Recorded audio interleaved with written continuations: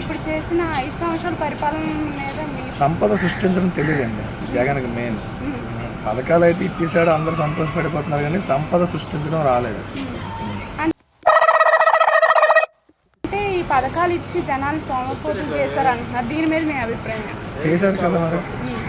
అందరూ ఏదో పథకాలు ఇచ్చేస్తున్నారు అనుకుంటున్నారు, కానీ భవిష్యత్తు చూసుకోలేదండి. ఈసారి అయితే మరి టీడీపీని గెలిపిద్దాం అనుకుంటున్నాను. చంద్రబాబు నాయుడు గారికి సంపద సృష్టించడం తెలుసు, ప్రజలకు ఇవ్వడం తెలుసు, రెండూ తెలుసు ఆయనకున్న అనుభవం మేరకు. అవును అవును, అందుకే ఈసారి టీడీపీ గెలిపిద్దాం అనుకుంటున్నాను. గెలిపించాలి 100%.